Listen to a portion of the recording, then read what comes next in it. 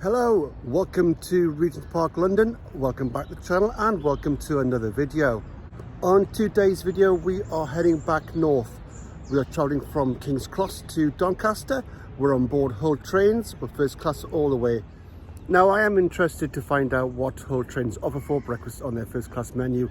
Their website offers very little information and it's all a bit cloak and dagger, really. Anyway, with that said, we need to head to King's Cross. And to do that, we're going to get the tube. But why start from Regents Park? Well, not far from here is one of my favourite tube stations, the nearby Baker Street. Why? Well, let's go and find out. Hello everybody, good morning and welcome to Regents Park here in London. Welcome back to the channel and welcome to today's video. As previously stated, I am travelling back north with Hull trains as far as Doncaster and we'll be seeing what they offer on their first class breakfast menu. But first and foremost, I need to exit this rather peaceful park and head into the hustle and bustle of London and to the nearest tube station, which is the lovely Baker Street. And why is it lovely? Well, let's get there and find out.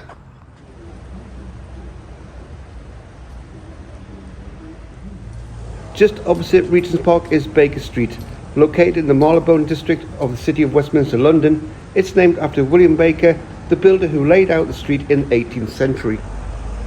Of course, the street is most famous for its connection to fictional detective Sherlock Holmes, who lived at a fictional 221B Baker Street. Baker Street Tube Station can be located on the junction of Marylebone Road and Baker Street. The station itself is one of the original stations of the Metropolitan Railway, which is the world's first underground railway. It was opened on the 10th of January 1863.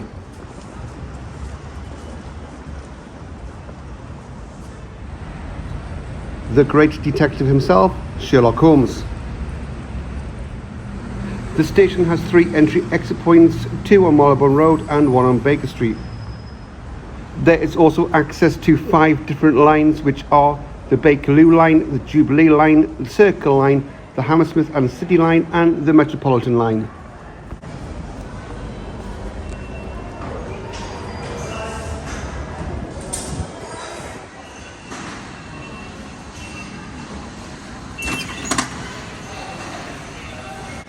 With 10 platforms overall, Baker Street has the most London Underground platforms of any station on the network. And this is why it's one of my favourites. It just has so much character to it as opposed to the new stations, which just look dull and bland. Platforms 5 and 6 cater for the Circle and Hammersmith and City lines and are the best preserved. They date back to the station's opening in 1863.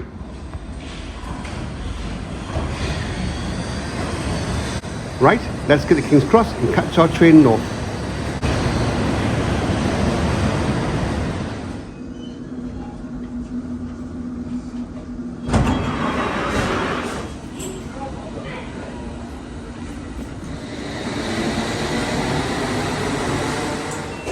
Yeah, it does look very good. Like when the trainers are on one.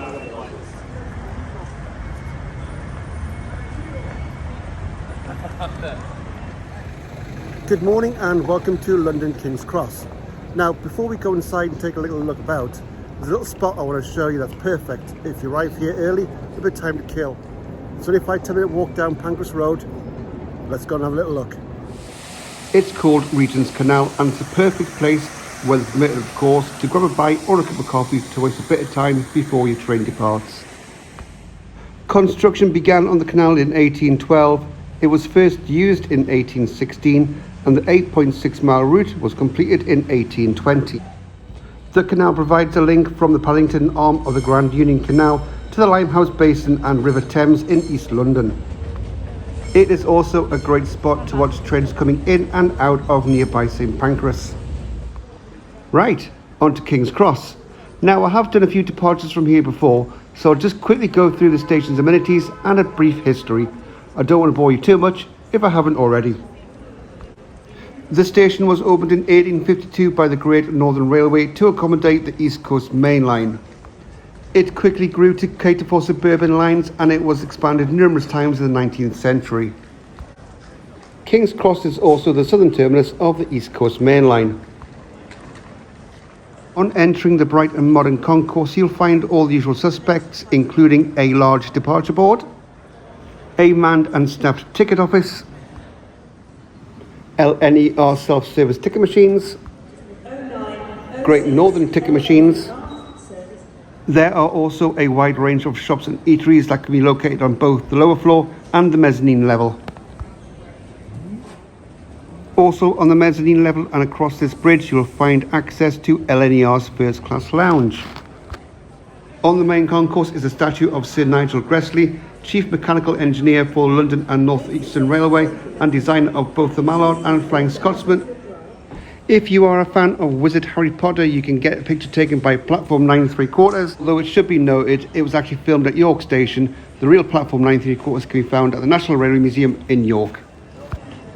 Boarding is called around 20 minutes prior to departure.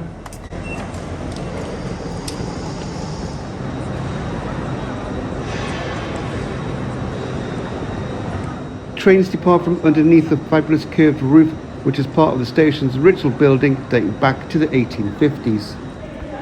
Today I am on the 9:48 service departing from Platform 0. And here's today's rolling stock.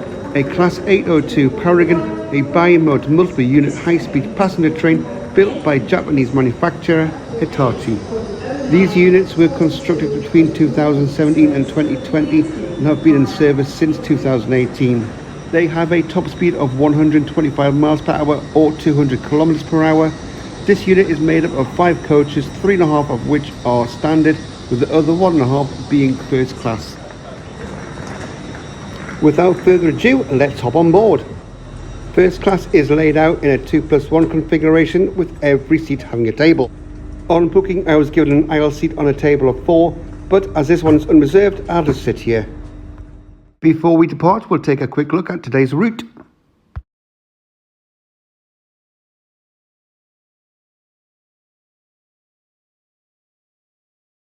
So today's route, after leaving King's Cross, we head north through the counties of Middlesex and Hertfordshire before our first stop at Grantham in Lincolnshire. After that, our last stop is Retford in Nottinghamshire before we hit South Yorkshire and Doncaster.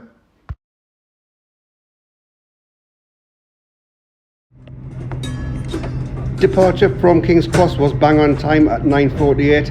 Travel time to Doncaster is roughly an hour and 45 and we're due to arrive at 11:26 a.m. Good morning, ladies and gentlemen. Welcome on this small train service.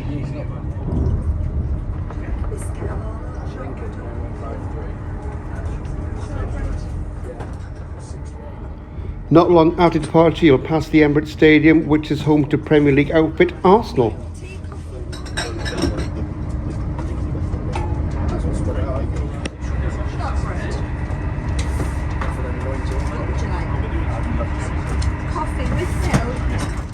And shortly after that, the first round of coffee and biscuits is served.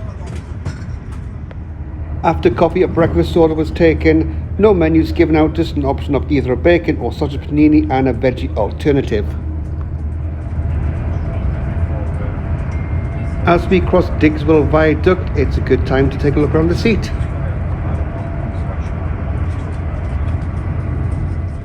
Legroom, as expected, is good.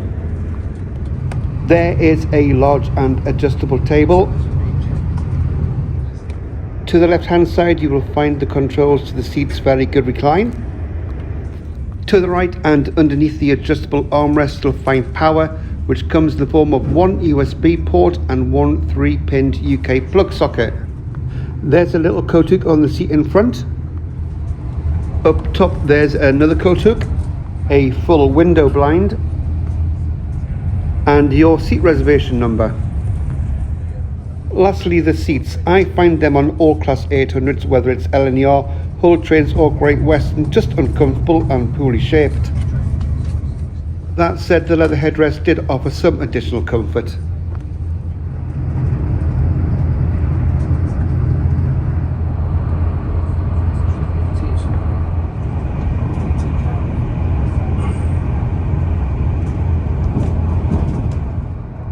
The only thing now to do is to sit back, relax and wait for some breakfast.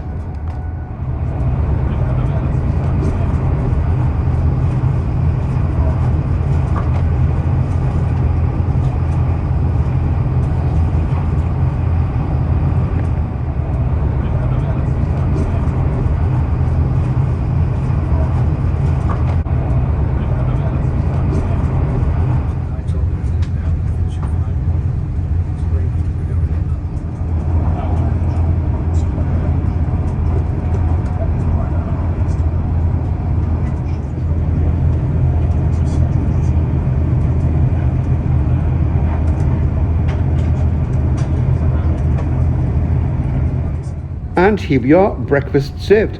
All in all, it was very nice and puts Eleanor's breakfast roll to shame. Now for the debate, ketchup or brown sauce?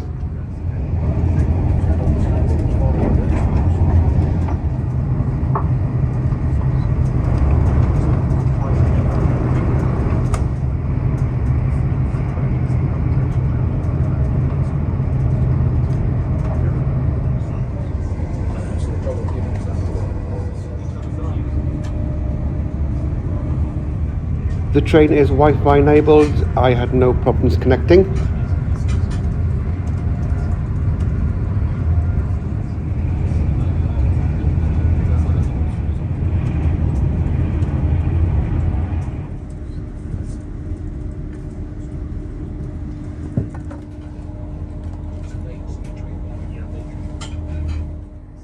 The first stop of the day is Grantham in Lincolnshire.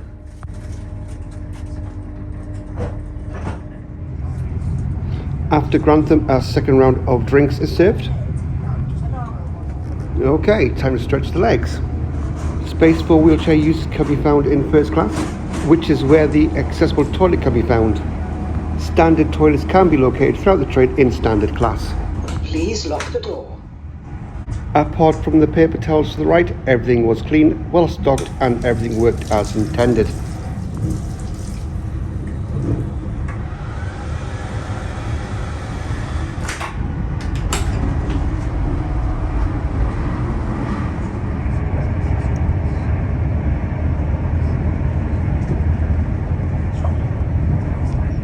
Just outside of Newark Northgate is Newark Flat Crossing.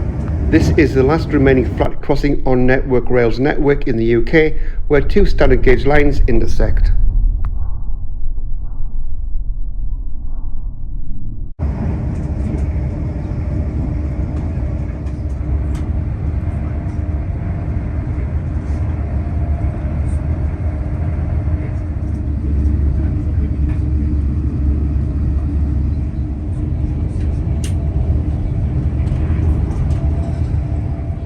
Please take care as you step down between the train and the platform edge. Please note the doors will open on the right hand side facing the direction of travel. Next stop, Tretford Station. The penultimate stop of the day is Retford in Nottinghamshire.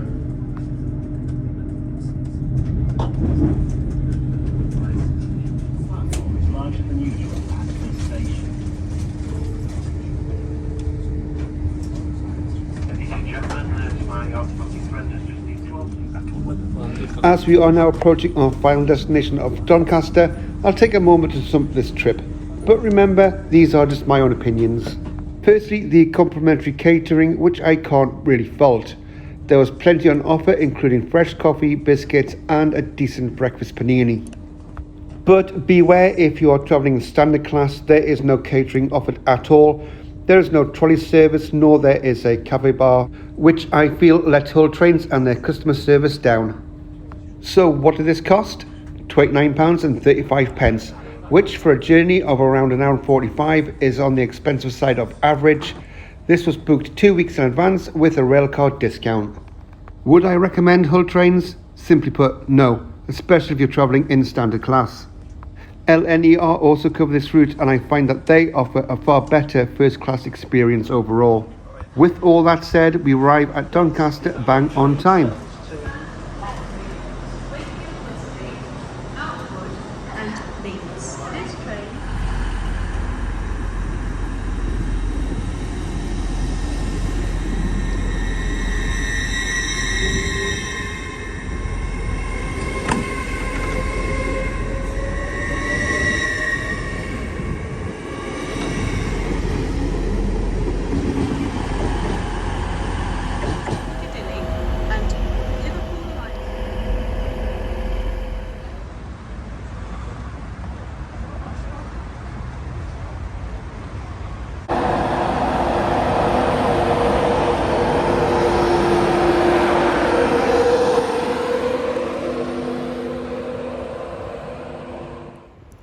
Hello, good afternoon and welcome to Doncaster. Well, that was Hull Trains first class breakfast offering. It was very nice indeed. Thank you for joining me very much on this trip, and I do hope you enjoy the video. If you haven't yet, or if you're new to the channel, then please do hit that subscribe button.